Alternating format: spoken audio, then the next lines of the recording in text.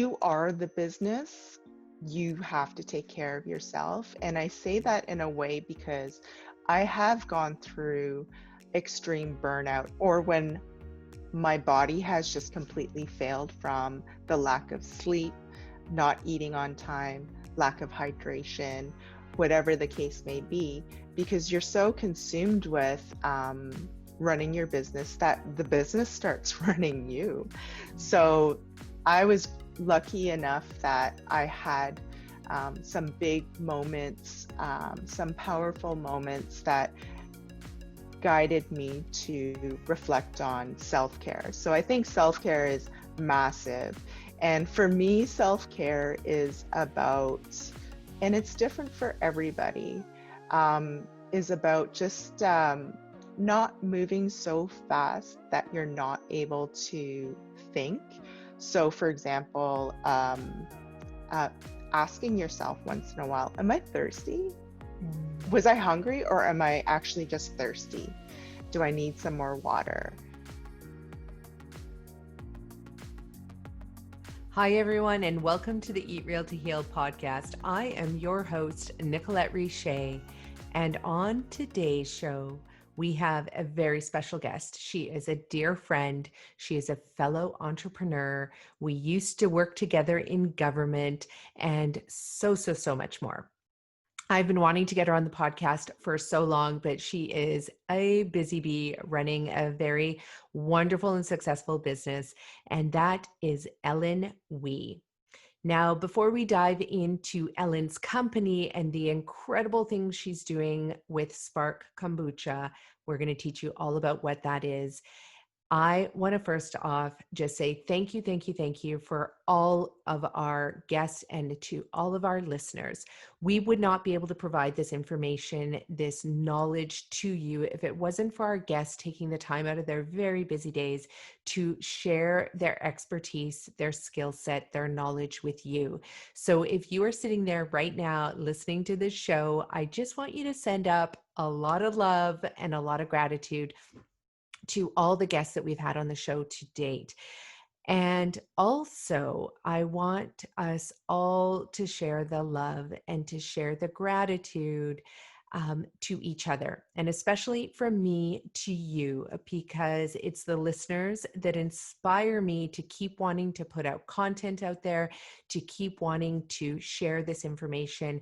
When you write us back and tell us how much you're loving the show and how it's changed your life and that you've shared it with others, it just motivates me to keep going. And I know that I'm doing the right thing by sharing these stories of resilience and hope and diversity and overcoming odds and so much more on our Eat Real to Heal show. So I also want to let you know about our exciting and very big campaign that we launched this year, 22 million strong, more than ever in light of COVID, where we see that 90% of the individuals that have died of COVID died with comorbidity factors in place. So they contracted the virus, but they also were suffering from diabetes, from heart disease, from all of the killers, the true leading lifestyle chronic degenerative diseases that are preventable and reversible. And so COVID has really showed us that the work we are doing through all of our organizations, the Green Mustache in Canada, through Sea to Sky Thrivers, our charity, through our company Richer Health Consulting, through our Nutrition and Detox Wellness Center that we have here in Canada, and so much more, that the work we are doing is on point. We've had government agencies reach out to us and say, we need to scale our programs to more people across Canada, but also across the world, to let them know that they need to build resiliency in their body. And to build resiliency, they know now that eating predominantly a diet full of fresh, real, clean, whole foods that are abundant in those green leafy vegetables, in the diversity of those rainbow colors that come from all the plants that are out there, from the 250 to 350,000 edible plant species. The more we can consume of those and the least that we can consume of the saturated animal fat based products and the dairy that's out there, and also kicking our addiction to the processed, refined foods that are out there. If we can do that, we can build resiliency within our bodies, our immune systems, our health. And that is how we actually build resiliency and fight COVID. So if you are weak and suffering from a chronic disease, and when I say weak, it's that your immune system is weak, your body's in pain, you're tired. You know what I mean when I say that. Your mind might be strong, but your body is struggling. And if you are suffering from a chronic disease, you really don't want to get COVID. You are one of the vulnerable people, but you're not alone because you're actually one of 4 individuals. And so 1 in 4 people in North America are living with a chronic degenerative disease that is preventable and reversible. You do not need to be living with it. But if you do get COVID, it's much harder for your body to fight that virus versus if you build resiliency in your body by making sure you overcome your tissue damage syndrome, you build a healthy microbiome, which then lends itself to actually building a healthy hormone system, a healthy endocrine system. And when your body systems are working in unison together, which is a concept of complete totality that we teach at Richer Health, then your body is going to be able to get through COVID. So it's really important that people understand the relationship between their existing chronic diseases and COVID and know that you have the power within yourself, within your family, within your community, and within your kitchen, especially because it all starts there with the food that you put in your body 3 times a day. When you do this, you are going to be able to thrive and survive anything. So our campaign that we launched, 22 Million Strong, is to be able to teach 22 million people by 2030 how to successfully reverse their chronic degenerative diseases. And if we can do that, then we know we can crush this chronic disease epidemic that is upon us. But it starts with you, listeners. You got to put this work that we're teaching you into action. This knowledge cannot just sit in you without you taking the action every day, 3 times a day, and you can do it because we have interviewed guests on this show, doctors, physicians, people who've healed, who've been able to show us already that food is medicine. So that, coupled with the evidence-based medicine, the 100 years of science that exists out there that shows us that our body needs nutrients directly from plants, if we can combine our actions with that knowledge, we can do anything. And more importantly, we can realize the innate human potential that exists within all of us and within you. We can express our genes in a healthy way. So you are living optimally. You are thriving with unlimited energy, with abundance, with complete, unlimited capacity to tackle anything that you want in this world. That's what we're about at 22 Million Strong, at Richer Health, at the Green Mustache. We're there so that you can realize your innate human potential. So with 22 Million Strong, what better way to kick off a campaign than by having me, the CEO and founder of all these companies, run and cycle across Canada. So that means I'm going to be going from the western side of North America to the eastern side of North America, propelled solely on a plant-based, whole foods, unrefined foods diet. And I'll be running and cycling to accomplish that.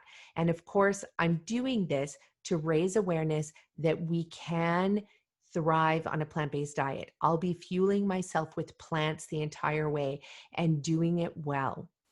And I want to show you how to do that. So you can follow us at our 22 Million Strong Training Tribe on Facebook. It's free to join. I share my training program, my nutritional plan, and so much more. So sign up for that so you can learn while I'm going through this training and the tour. And also, if you want to join us on the tour, I would love for you to join us because I love accountability and I love running and cycling with people. So please sign up on our website at 22millionstrong.ca so that you can learn how you can partner with us on this tour. Maybe you want to partner financially. That's awesome. You can also partner by joining me in the endurance training piece. You can also help co-set up that one of the 35 dinners we're going to be having across Canada, where we'll be meeting with Indigenous communities, physicians, and youth to uncover the barriers to eating well. We need to uncover and know what is stopping our citizens, our community members from eating clean, real food, but not only from eating it, but also accessing clean, real food, or even knowing how to prepare clean, real food if you do get access to it. So that's what 22 Million Strong is all about. So please join us, participate in any way you can. We'd love to have you beside us as we journey across Canada and eventually even journey through the United States, because this message needs to get out there far and wide.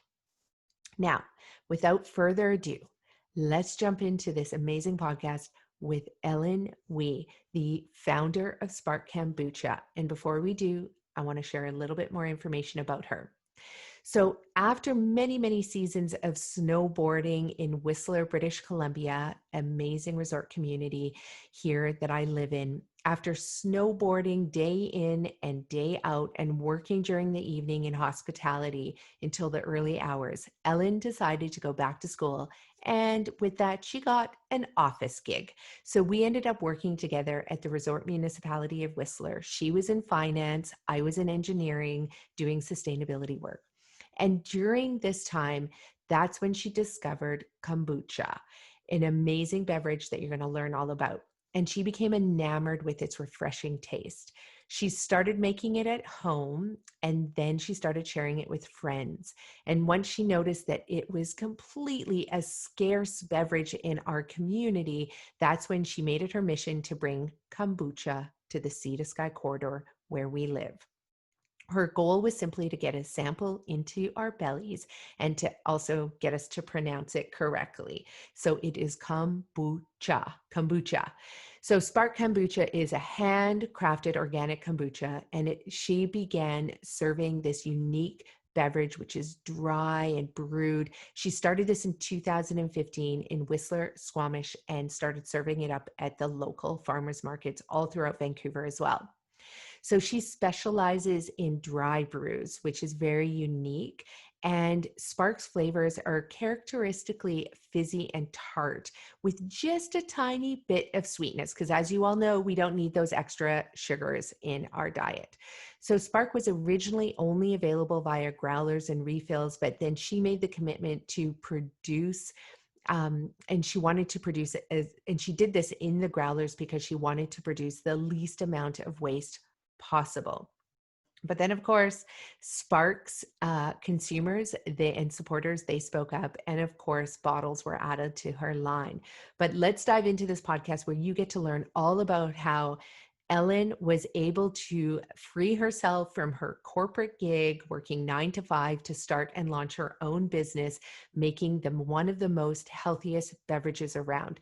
That is fermented, it's good for your gut, it's good for your health, and you're going to learn all about that here today.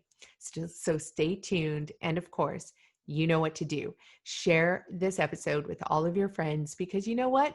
You might just inspire one of your friends by having them listen to this podcast to free themselves from their corporate 9 to 5 gig and go out there and start a small business, which could eventually, just like Spark Kombucha, be a big business. So see you at the end, folks. Thanks for listening. Hi, everyone, and welcome to the Eat Real to Heal podcast. I am your host, Nicolette Richet, and I am over the moon excited to have Ellen Wee from Spark Kombucha on our podcast today. Welcome, Ellen, to our show. Hi, Nikki. How are you?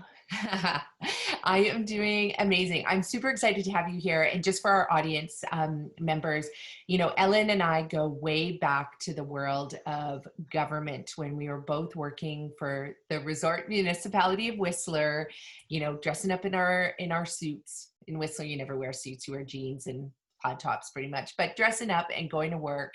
And now this incredible, beautiful, smart, intelligent woman is running this beautiful company called Spark Kombucha. But let's go back, Ellen, into the world of government and tell us what was going on in your life at that time that sort of sparked that idea for leaving this comfy, cozy, well-paying job in a beautiful resort town, and that led you to want to leave and escape into the world of entrepreneurship? That's a great question. Thanks, Nikki.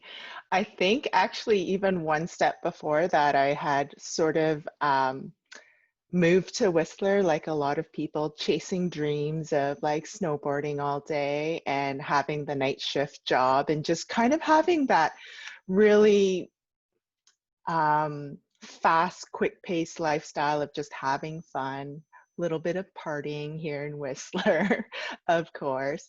But because of that, I actually ended up craving quite a bit of stability. So I went back to school, did some courses, and that's how I ended up sort of working in local government. And that's where you and I met.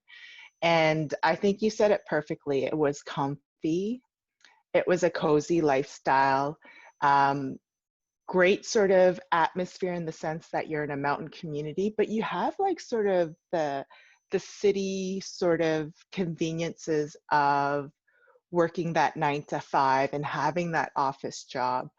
And I think I was just really comfortable. I was packing my lunch every day, being as healthy as possible, taking advantage of just kind of that 9 to 5, coming home, spending time with the partner, just sort of all of that that I didn't have in kind of the radical life of like riding all day and then working in restaurants all night, waking up and going back to riding and then taking a nap and going to the restaurant job. So yeah, it was a really nice change, but I got really comfortable. And I think I didn't know it at the time, but I was craving something different. And the way that you and I met was actually you were putting on this workshop, and it was sort of like, I think it was related to stress. And I think I automatically thought that stress was always mental, like it was all about kind of like relaxing yourself and like calming. I didn't actually think about it the way that you sort of catered the workshop, which was actual stress demands on your body. So like toxins and um, sort of supplementation and doing dry body brushing and all of those things that are related to the body, but not necessarily about like stress in the workplace, as in like keep your posture straight and stuff like that. So that's kind of, that was a huge starting point because you kind of introduced me to a, maybe a different type of lifestyle in the sense that I just learned about the Gerson therapy through you. That definitely sparked quite a bit because then I got heavily into juicing and implementing a lot of the, I guess now looking back, they're Ayurvedic sort of practices like dry brushing and like rinsing your mouth and all of these little things that were really easy habits to implement. And that really like kind of opened up a whole new world for me. And I think it was a day that I was running errands, buying some vitamins in Vancouver, and I stopped at a little health food store. I think it was a Capers, maybe before sort of choices kind of took over. I'm not sure, but I was thirsty, so I was looking for a drink, and I was like looking for something, a glass bottle that I could reuse so that I could put my morning juices in, and saw all of the sort of selections, and then I was like, oh, everything's got a lot of sugar. And there was one that I was like, oh, this one seems pretty good.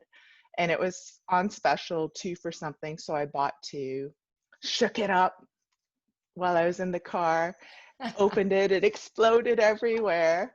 And so kind of like the first bottle, I only got half of it, but I drank it and it was absolutely delicious. It was like that perfect, like tart, um, refreshing drink. And it turned out to be kombucha. So that kind of like really opened up the journey into kombucha and learning more about it. And But did you know about kombucha before that moment? I knew it, but I didn't know the word for it. So lucky for me, I kind of like fermentation and sort of um, different kind of concoctions is nothing new to me. I was pretty much raised by my grandmother, who's like super old school. She always had these weird things going on. Our house was always stinky.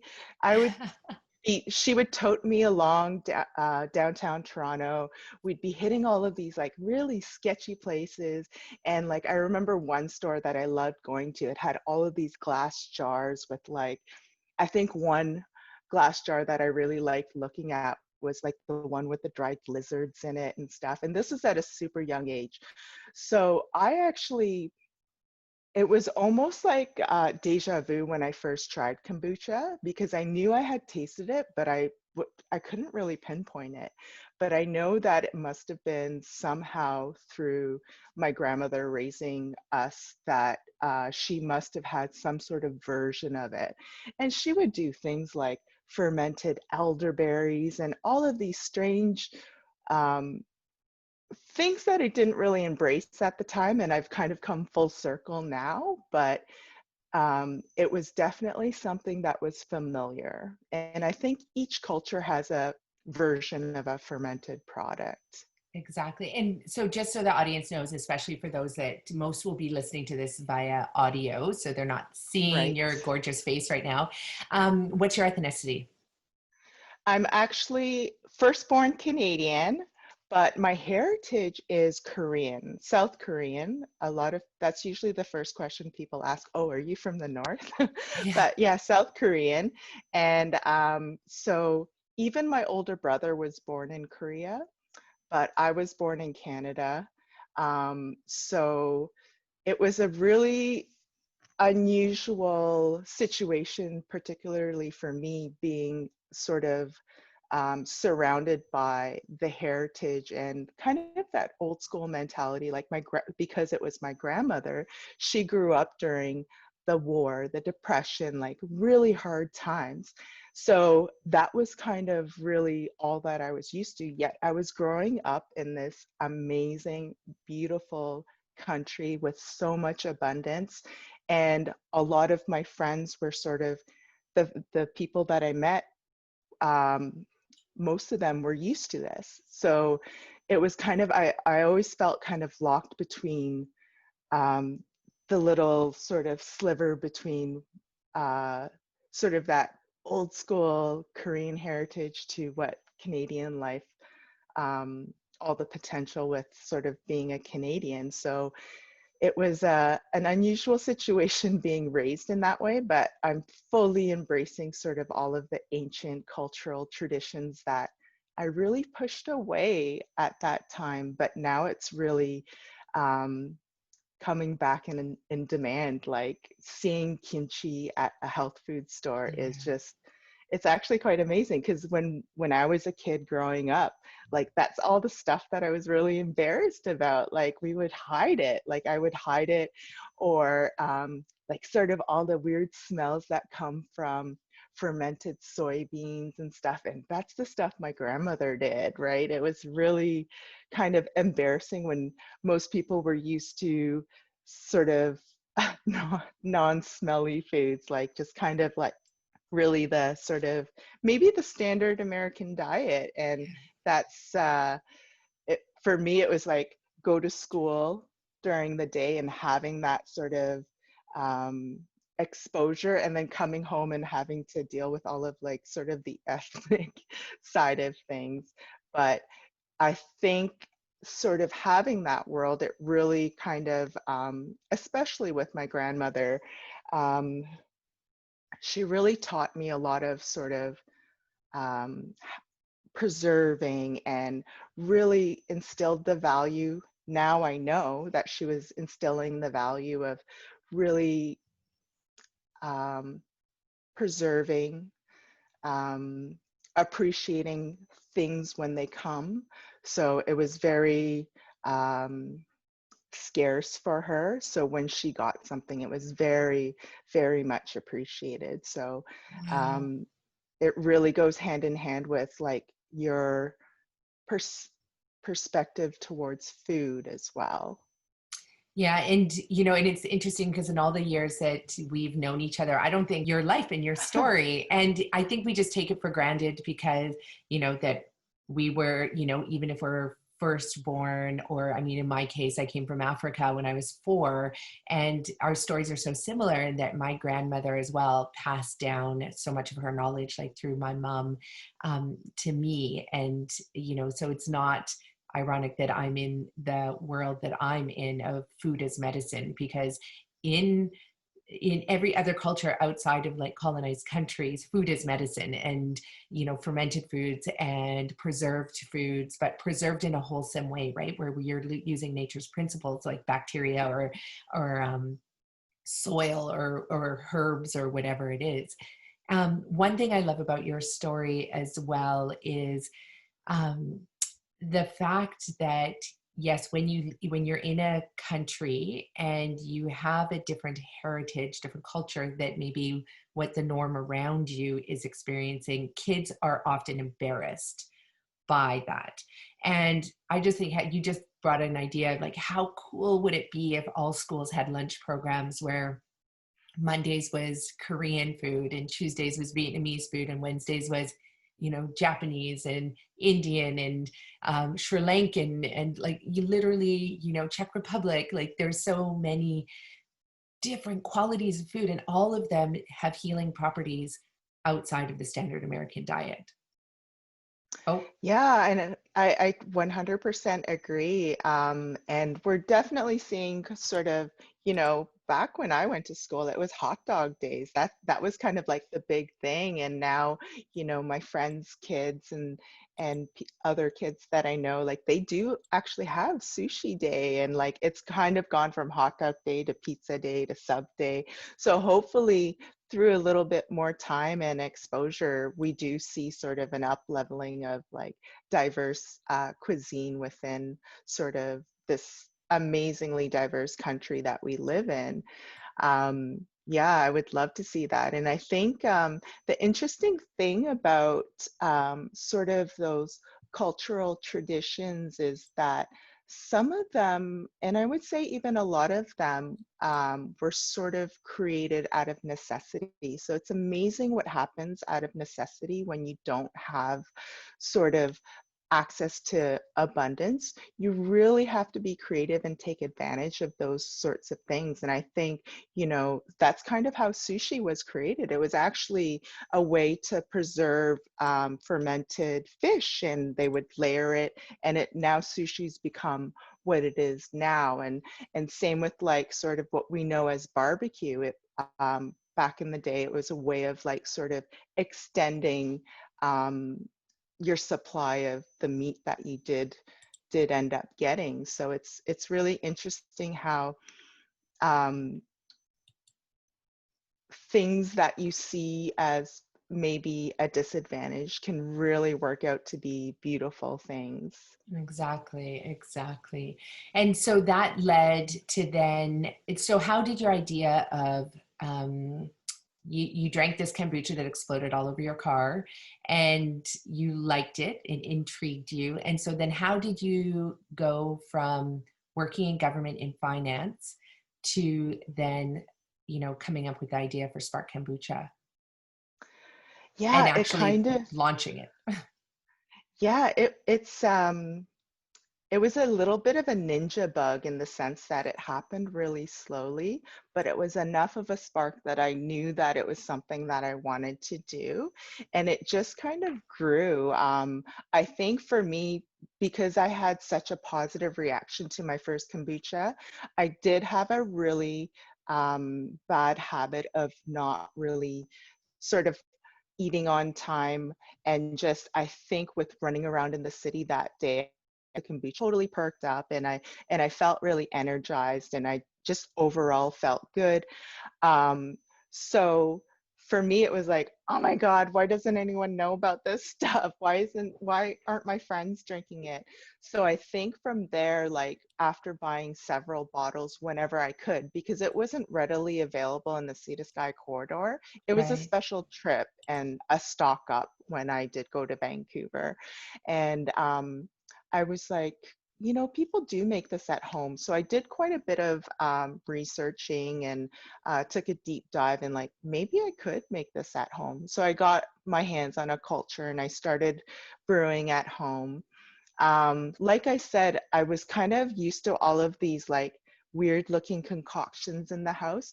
So the actual idea of making kombucha didn't scare me too much, but there wasn't a lot of information out there. So I took a really science-based approach. I was really quite concerned about like what critical points could I like keep an eye on to make sure that this was safe and that because it is kind of strange. Like if you actually see a jar of kombucha fermenting, I actually usually don't show that to people because that's not the version that they see because it can be a little bit of a turn off.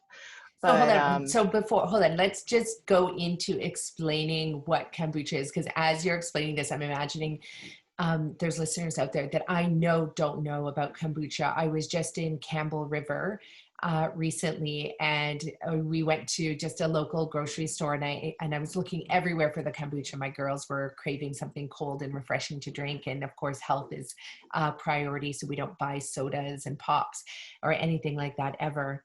And I asked, and the person was like, "What is kombucha?" And I almost fell over. I'm like, "It's 2020. You don't know what kombucha is?" And we're not like in a rural area. But then I realized, I was like, "Wow, there's people who've never heard of it ever still." So explain what it is. So I would probably, when I ease people into it, I do say that it's very similar to beer and wine as far as the process goes. So it is a fermented drink and it goes through a fermentation process. And it's a very simple combination of water, tea, sugar, and a SCOBY. And SCOBY is actually short for, it's an acronym for symbiotic colony of bacteria and yeast. And that's kind of like the activation. That's what sort of starts the fermentation process. Just like you would make sourdough bread, you need a sourdough starter, very similar to that. Or when you're making yogurt, you need a starter to activate the fermentation process. So it's a fermented drink made with tea.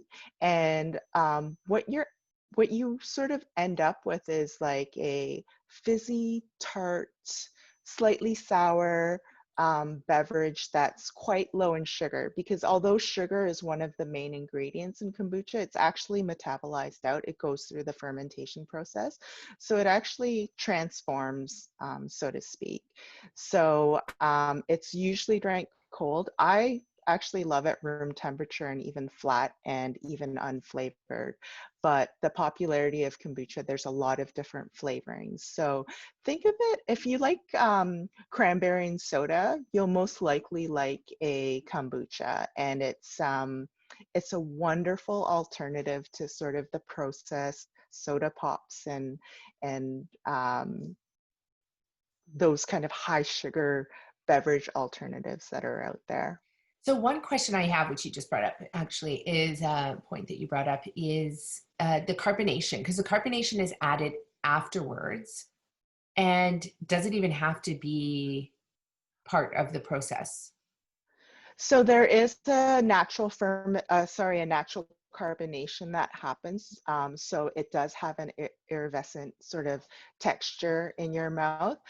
Most people like it almost as bubbly as like a soda pop. So a lot of kombucha does have carbonation added to it, but it's not required. It's not, if you're drinking a flat non-bubbly kombucha because it hasn't been closed off and held in the CO2, then there's nothing different about it. It's just Okay. how you prefer to enjoy it. Okay. And so, and I know you don't like showing people the culture because it does look like almost like a big slimy mushroom almost that's growing on the jar, and then underneath is what's happening in the brew underneath. But it's that brew that has a lot of medicinal properties to it, nutritional properties. Can you speak about that a little bit too, and then we'll get back to how you launched your company? Yeah, definitely. So I guess my sort of perspective on sort of the health products that are out there is that really ultimately you're addressing giving your body everything it needs so that your body can do the work. So I don't make any claims that kombucha does this, kombucha does that, but it certainly does help me with a lot of issues that I was struggling with, like digestive issues specifically, as well as like allergy type of issues.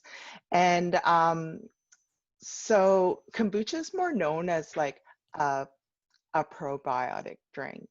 But the one thing that doesn't really get a lot of attention is all the wonderful acids that are a part of kombucha, the live enzymes as well.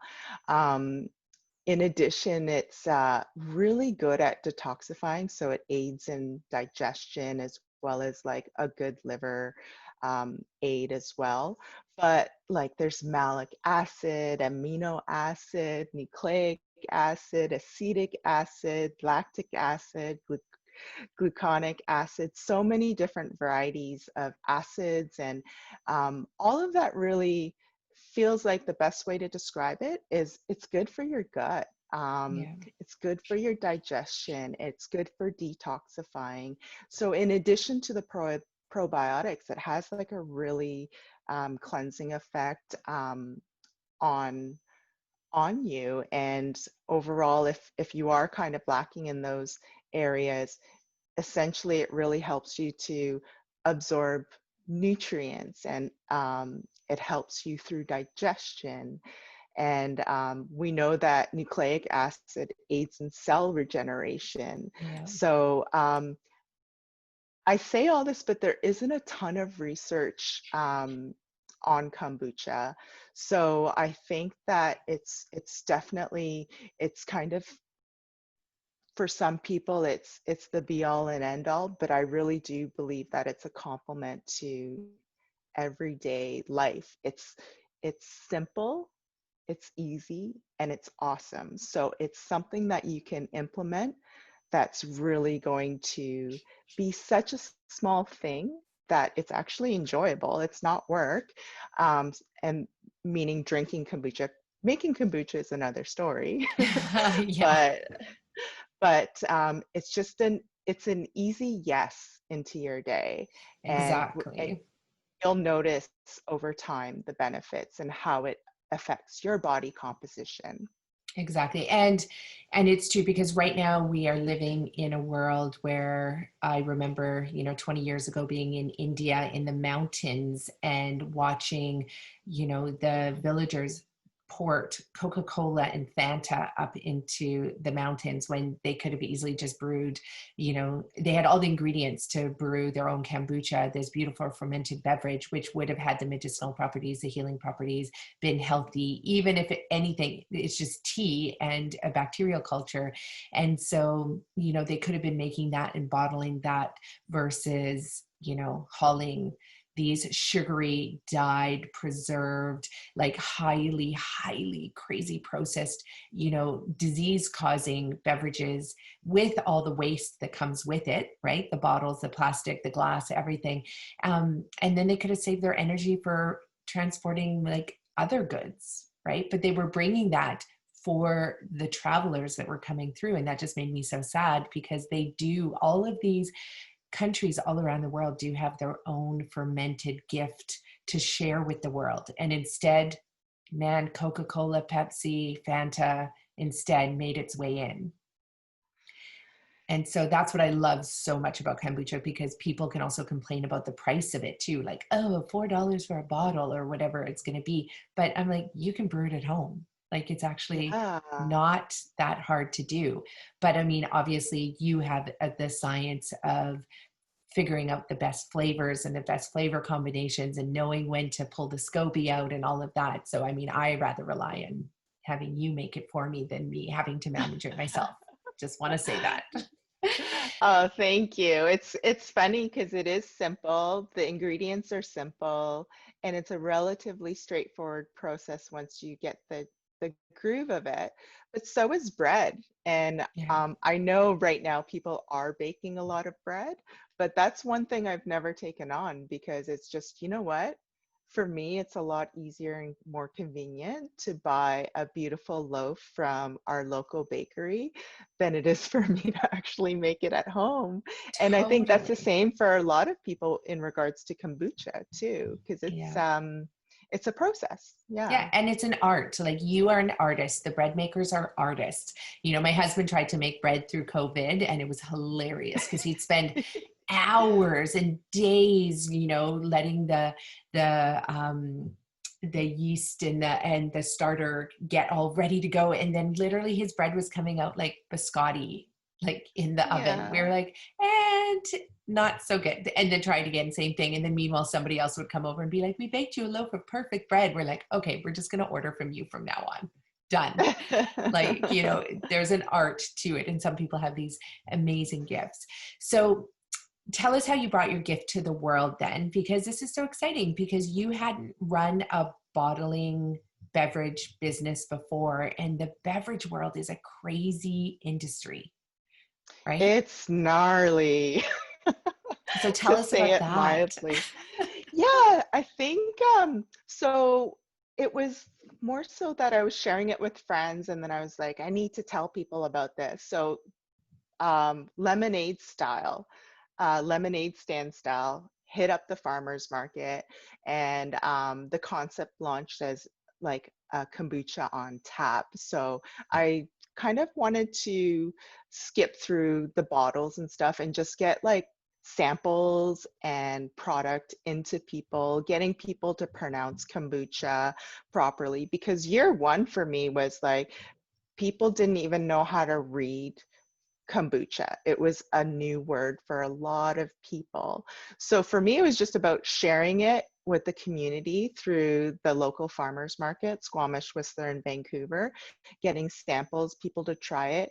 It was really important. I knew that while sharing it with friends, there was a certain sort of level where you got the kombucha face out of people.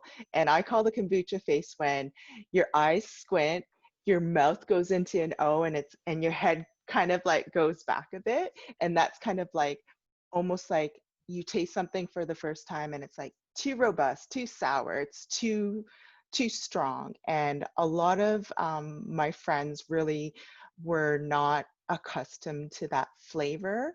So I tried to create I call it like an easy drinking everyday kombucha, something that you could have every day. It's dry, it's not too sweet, and it's also not overly flavored. So I wanted it to be light and flavored. So it's almost like tricking people into drinking Yeah. kombucha a little bit because of the light infusion. But yeah, it all started like kind of like as an adult lemonade stand at the farmers market. And it really was highly accepted by the local community. We just got so much support. And I just felt really like, wow, I'm actually contributing something and this feels good. This Mhm. feels amazing. So that kind of just like, um, as people were, local businesses were asking for the product, we started having taps in stores, and it just kind of like grew from there. And then it got to the point where I couldn't field the requests for, can you um, can you put it in a bottle? So yeah, I started bottling our kombucha in glass bottles just last year. And I held on strong to just keep it exclusively on tap for a very long Yeah. time. And I was really felt strongly about the sustainability side of it. But it came to a point where um, I had to find the most sustainable way to really get this into more hands and bellies. So that was the best way to do it. So yeah, started bottling it. I think there's a perception that maybe for some that it's done in a certain way, but it's pretty handcrafted. And when I Yeah. say handcrafted, we usually joke like we're kicking it Amish, like everything's done by hand. It's not mechanical as far as like technology goes. Like we're literally punching the caps onto the bottle. Putting the labelers on is probably the most mechanical thing that we do. And we hand fill every single bottle. Wow. That is, and you are doing this on your own. That's the other thing is that, here you were, you left your comfy job in government and you ventured, you were the first approved fermented kombucha company in the Sea to Sky corridor. Yeah, you're That like was a renegade. You broke through, you had to break through so many barriers, which was incredible. It was tough. I most likely would have been out at the farmers market at least a year sooner had I sort of been able to navigate the health authority a little bit faster because they didn't have an approved food safety plan for kombucha at Right. the time. So my environmental health officer actually escalated my documentation to BC Center for Disease Control. They sent it to the US. Their Center for Disease Control sent it actually to a kombucha, not a kombucha, but a fermentation specialist in Utah. And then it finally came back down the line again, and the comments were this is a reasonably safe producer practicing adequate precautions, which like in layman's terms was like it was a yes, like it was a Wow. very like it sounded really like kind of um very like maybe this isn't anything to be concerned about, but it was a heck yes Wow. for me because it was my golden ticket to like go ahead and start actually offering it to the community. Yeah, and you also laid the groundwork for every other, a kefir, kombucha, fermented drink company in the Sea to Sky corridor as well. Like that, and probably beyond as well. Like that is having that food safety plan in place because it was the same for us in the restaurant when we were making a raw vegan chili, because you're chopping up mushrooms and walnuts and almonds and blending it with vegetables, and we had the same thing where they're like, we don't know how to assess this, whether it's healthy or not, or if it's going to hurt somebody or not. And we're like, you know what, like let's just go through the process. And we had to do the same thing, write a food safety plan for raw vegetables, which is so funny. Yeah. Meanwhile, you have people out there that are able to produce like food dyed chemical additive foods, and they're getting approved faster than we are with just real whole like fruits and vegetables and teas and a little bit of sugar, right? um, and then of course the SCOBY. So you did incredible groundwork.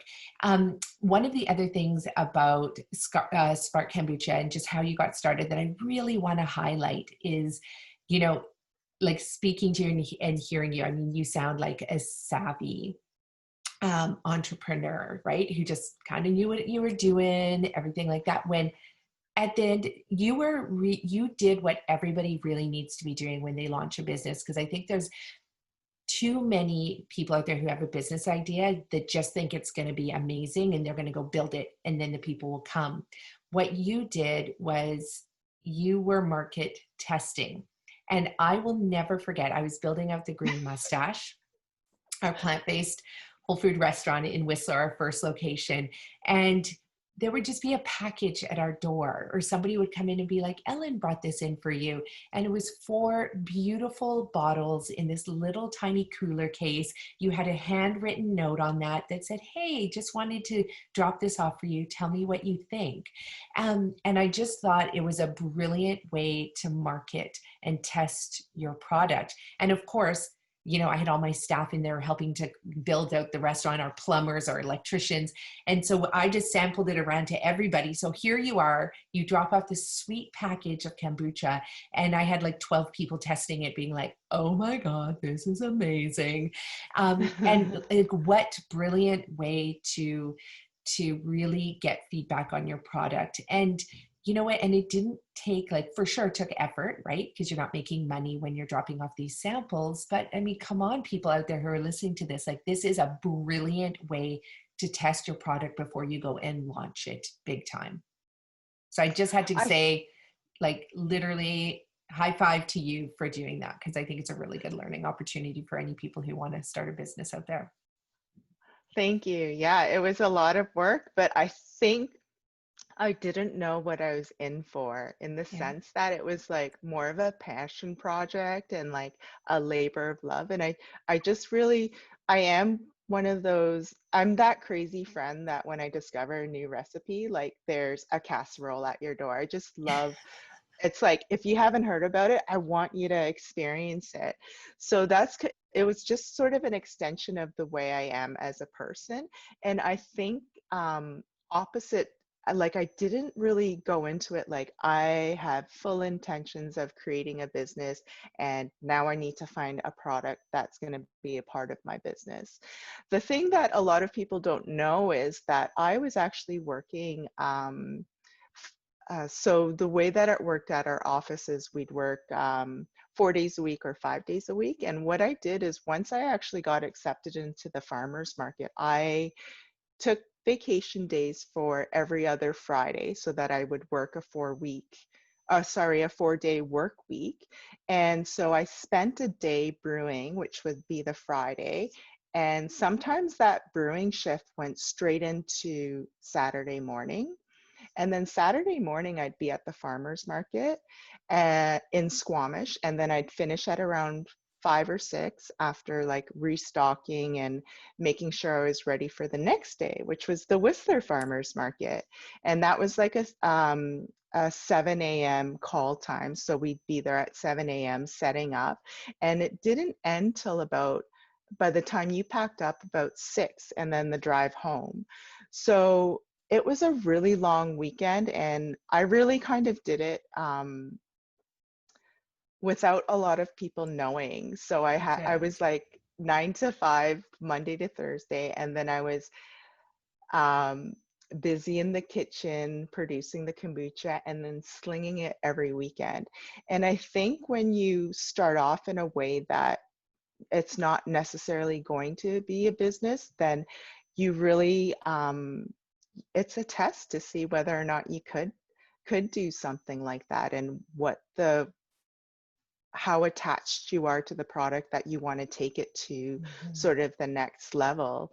So yeah, it was, had I known the amount of work that was involved, maybe I wouldn't have launched a business. Who knows? But None of us would. None of us would. You have to be naive when you're going into this. You have to be yeah. passionate and you have to be naive. So then, okay, so then let's like riff off that for a little bit, because once you obviously got into these working 4 days a week in government and then 72 hours straight of brewing kombucha and selling kombucha in the farmers market, like what made you decide then after that that you just wanted to go for it and quit your job in government? It came to the point where I loved it so much that the question wasn't about what is the risk of doing this. It became a question about what's the risk in not doing this kombucha. Mm. And it was really like maybe a fine balance. And then the scales tipped and it was apparent. It was like an epiphany. It was like me cleaning the bathtub one day with baking soda and vinegar, spraying the vinegar, and I was like, I am doing this. And it's going to be, and I was thinking about a name, and I was like, it's going to be Spark Kombucha, because this has really not only sparked a lot of things in beneficially in my health, but also like I felt like, wow, I have like a direction. Like I actually really want to do something. I'm not just sort of following within the herd of what I think I was supposed to do, like I had in the past. So it was quite apparent to me. It was still scary, but it was blended so heavily with excitement that the fear was a little bit overshadowed by the enthusiasm. Right. And that's what has to happen, right? It's that it's when the pain actually becomes diminished, and it's like the pain of not doing it is would be bigger than anything else. So you just have to do it. And the fear all of a sudden becomes so tiny. And I mean, it's always still going to be there, right? When you're running your business, because every day is a brand new day. So I have to ask you, so what are your rocking, stellar, amazing qualities as an entrepreneur in this company in Spark Kombucha? Like, what is it that you, Ellen Wee, does so well in your company that helps you to succeed? I'm so curious about that, because entrepreneurs are often, we're often bashing ourselves. Like, I don't do this good enough, and I don't do that good enough. And oh my gosh, I have my to-do list as 100 and items and I'll never get them done. So you're always feeling like you're catching up. But what is the area that you find that you excel at the best in your company? Oh, that's a tough one. I think when you have a lack of resources and you're forced to be creative, almost like going back to how sushi was invented, in the sense that you have no other option. You have to figure it out. And for me, I think I love the theory of things. So I love learning about stuff. Anything really, like I can really take a deep dive in anything that really perks my interest. And then, so I like the theory side of things, but I'm also a constant tinkerer. Like I'm kind of like, I feel like I'm gonna be like, when I get older, I'm going to be like that old man tinkering in his garage all the time with the garage door up with the kids like riding their bikes by. But I love tinkering, and I think it's kind of like a playful way of like sort of making something your own or figuring things out. But I'm a very hands-on person. Um, so I'm not sure, like, I think I'm a little bit hard on myself, as most people in business are, because there's a lot to do. There's a lot of hats to wear. And but I feel really grateful that sort of you have to kind of figure it out. Your boss isn't gonna give you a guaranteed paycheck, so it's just out of sheer necessity that everything is figure outable, and you find a way. And if it's sort of not working, then you switch because you're actively so involved in it, that you have a direct visceral response to the things that you're doing. Um, your your feedback is almost instant when you're that involved with your project or your business. Yeah, you touched on two of my favorite people, mentors in the world that I really follow when it comes to life, actually, not just running a business, but even just parenting and mindset and everything, really, philosophy, principles, values. And that is number one, Marie Forleo. She's an incredible business coach who actually has a great book called, Everything is Figure Outable. Such a great title for a book. And then Tony Robbins. And you mentioned that it's when you just have to figure it out and when you don't have a ton of resources. So that he calls that being hungry. So when you are hungry, you will always figure it out. You are going to find the food, you are going to find the money, you are going to find the time, you are going to find the problem and tinker it out until it's fixed and find the solution. And I think that those two things are what makes somebody be able to survive the world of running a business. I mean, constant rejection, constant lack of cash flow, constant tiredness, dealing with customer service, dealing with like literally the plethora of all the areas of what it takes to run a business. So you really hit the nail on the head there. So what are the areas of your business that, or what are the areas that, sorry, in your life that support you, or what do you use to support yourself in being able to show up every day to be able to do this work?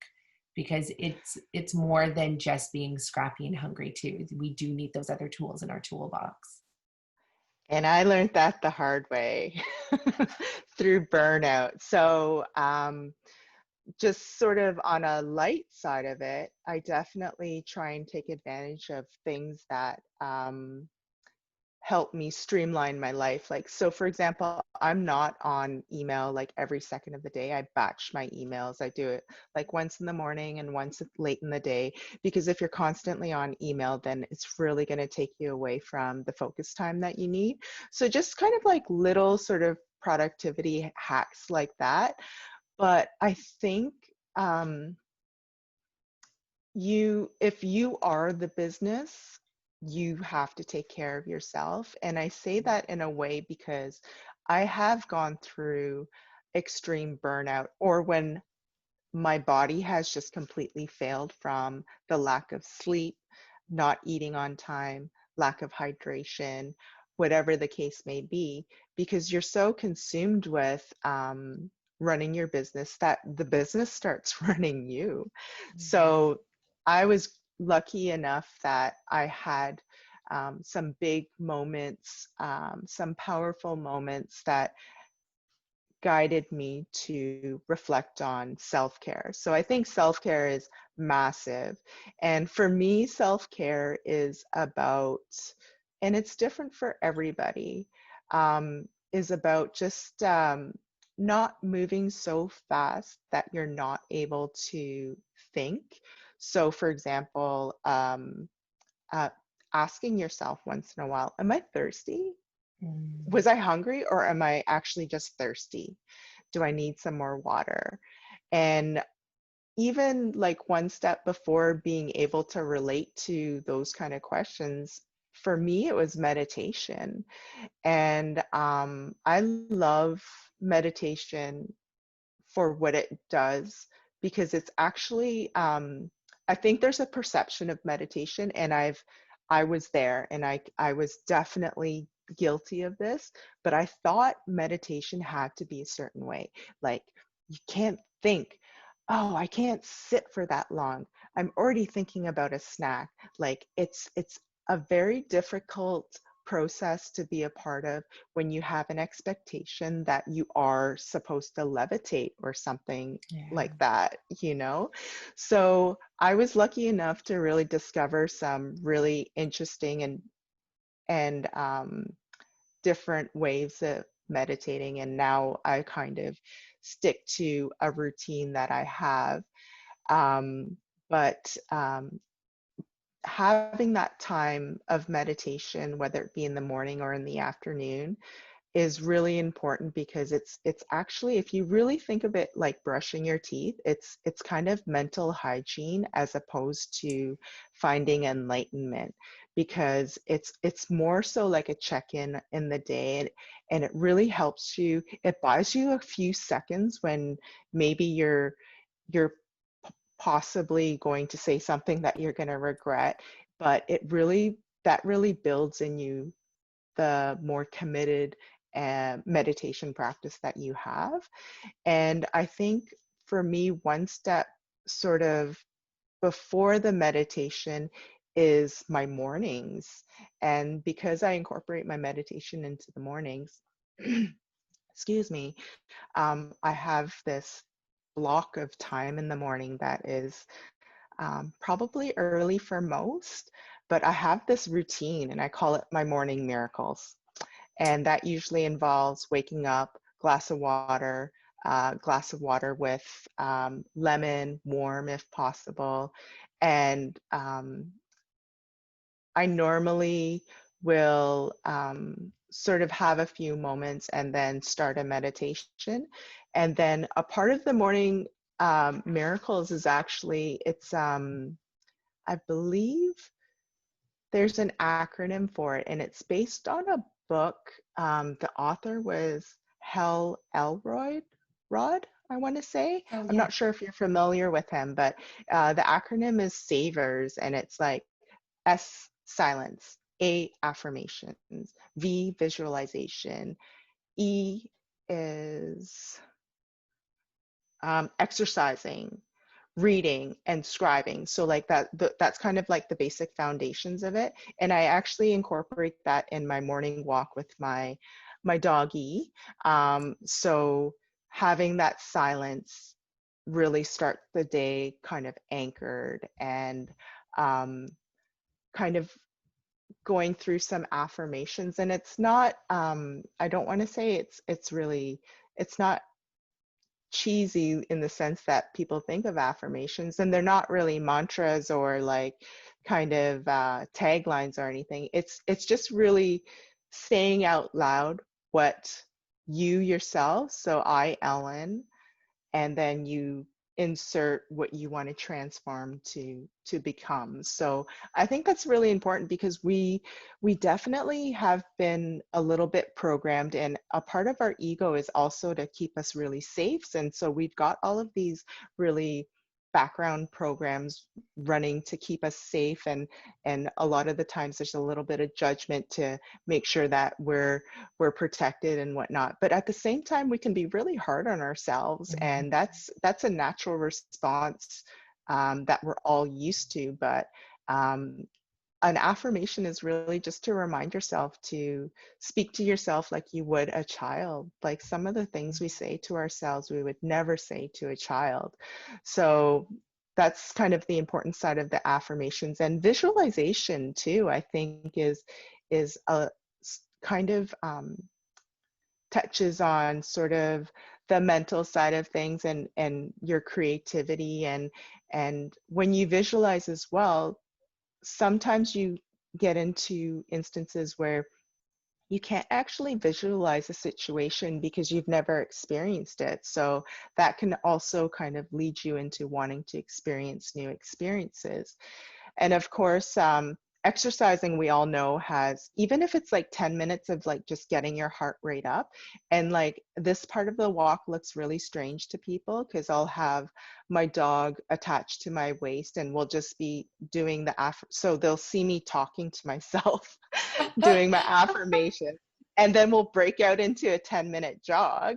And then, so it looks really strange if anyone has seen me. I don't think I've ever caught someone catching me doing all of this, but if they were seeing me, it would probably look quite bizarre.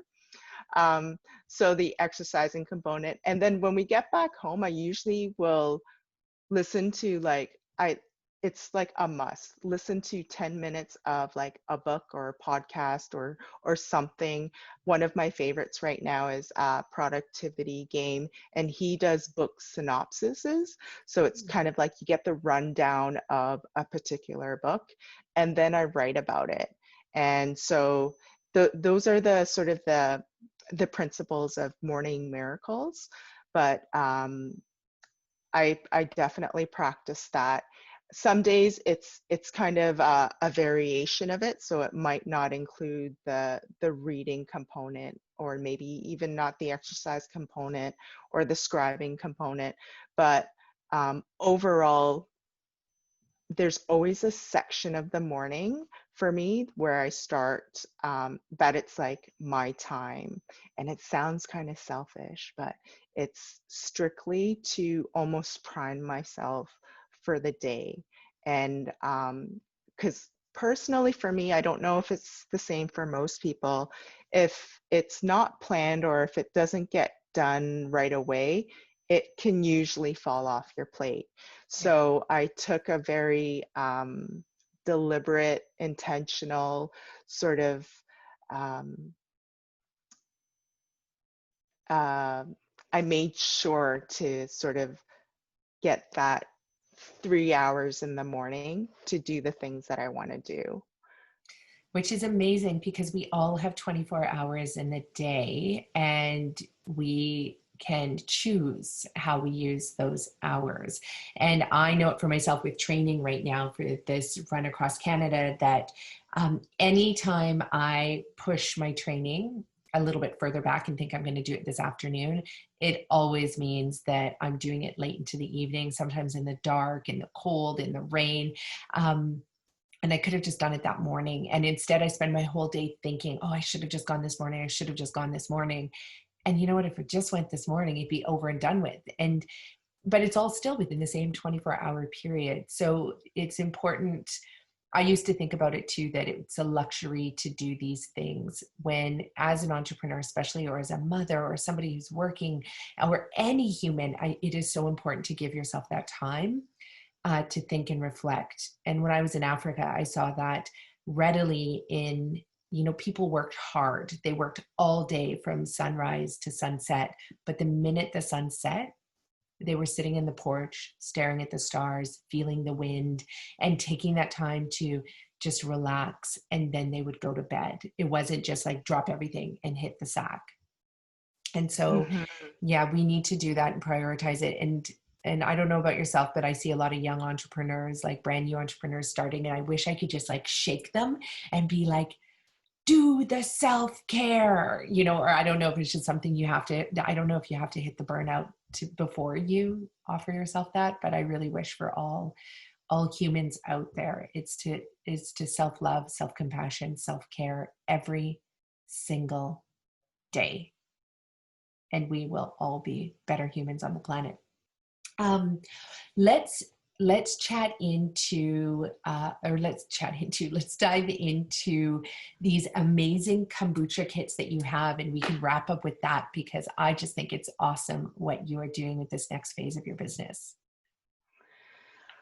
Oh, yeah. I think ever since I started making kombucha and offering it to the community, it was a lot of people had questions. So I, the first few years, it actually felt like more like an information booth, like kind of answering all of those curious minds. And now I think with kombucha being so popular, some people drink a lot of it, and some people are compelled to make it at home. So we meet some of those people, but I see their hesitation, like they're coming back asking questions, or they're like texting or direct messaging me saying like, can I bring my SCOBY in so that you can look at it to make sure it's healthy? Like a lot of sort of like little questions like that. And I can totally relate because even though I was not afraid of fermentation, and it was something I was very exposed to, I understood that it could be a scary thing in the sense that there's it's the metrics are almost art in the sense that it's based on taste. Okay, this tartness is enough that I know that it's ready. And if you're not used to sort of that methodology, then it's a very scary thing. So just through the years with people asking, questions and, can I get a SCOBY from you? Because they didn't trust the SCOBY that, they got off Craigslist or something like that. And I had actually gone through a lot of curation when I was making it at home. And it was like, I don't want to buy, 100 of these specific items that I want for making kombucha at home. So I knew sort of the barriers to get set up at home. Like there was never like a kombucha kit that you could buy and like get going. And I know a lot of people are eager to kind of do that and they want to just head right in. So we created a kit, and it was all stuff that I curated, knowing and remembering the hesitation that I had. So there's a safety component built in. So you do a little bit of pH testing. You're getting a high quality, commercially made kombucha starter with the culture as well. And then I found all the cool stuff that you don't need to search around with. So we put it in a box and it's available for you.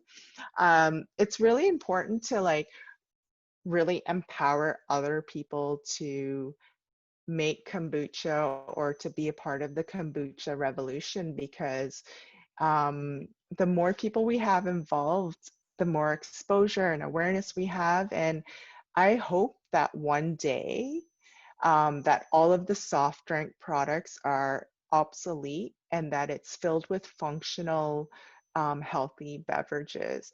And Mm, there's really only one way to do that, is to make kombucha normal, make all of yeah. these other healthy, functional beverages normal. And we got to bring it into the house. We got to make sure that um, people sort of appreciate the process and make it their own, because the best kombucha is made by you. Like, you know your own taste, you know how Yeah. much flavor you want to add and how bubbly you want it to be.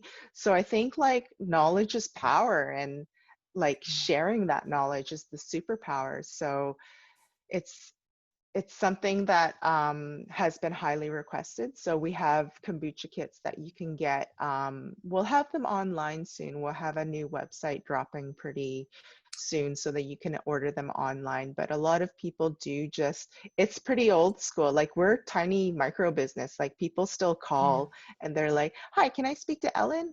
I'd like a brew kit." You know, it's very neighborhood community. Like but that being said as well, some people from California find us online and they want to talk to the head of branding, and we're like, "Oh, hi." It's me, Ellen. It's also me.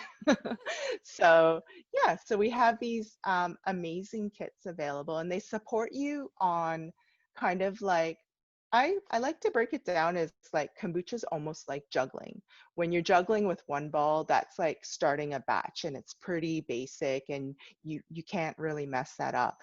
But once you start like bottling that batch and starting a new batch, that's your second ball in the air. Yeah. And then it's like, ooh, I want to flavor, I want to carbonate. And now you're juggling with three balls in the air. So we just try and make it as easy as it can be for you to develop like sort of your own system so that you can use us as the guideline, and as well you have the safety net of like pH testing and making sure that your brew starts super healthy and then ends in a level where you're like, oh, this pH is what it's supposed to be. Now I can taste it. Oh, that's the taste I'm going for. So I know where it's almost like you're training your tongue to understand what sort of um, range your kombucha is supposed to taste. And then it really, the art takes over. People start, you know, getting really creative, and they start expressing themselves through kombucha. Like they might discover a new berry and then put it in there. And I think also I feel really connected to I'm a bit of a homebody too, but I feel really connected to working with your hands. And um, for me, I think about like the sessions I had with my granny where we would be making dumplings for like 3 days in a row and stockpiling that. And I think there's something to be said about connecting with your food with the people that are in your life. And I think making kombucha creates that in the home as well. And I think especially with COVID, people are looking for things to do with their family in the house. So we've got kombucha brew kits to, if you're looking to start that journey. Amazing. You have shared so much invaluable information from the books. And I know you follow Emily Fletcher, for example, and Deepak Chopra for meditation. We'll put those links in there. We'll put your brew kit links in there.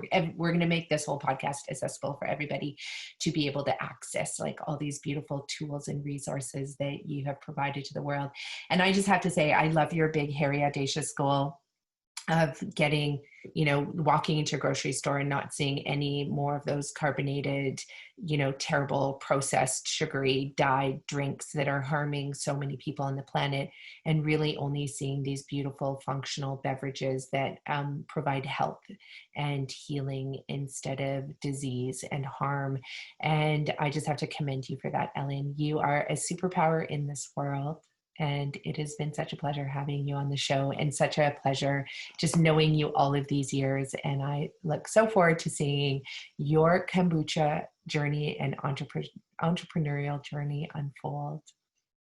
Thank you for Thank being you here. so much. Thank you. It absolutely could not be possible with the community that's around us. And I think we're particularly lucky to have sort of this amazing sea to sky corridor where businesses can do stuff like this. And it doesn't have to be a lonely journey. Like there are so many more local kombucha brewers within different regions that are out there. So for me, I don't feel alone in that sense. Like we can tackle this together. Like we can Totally.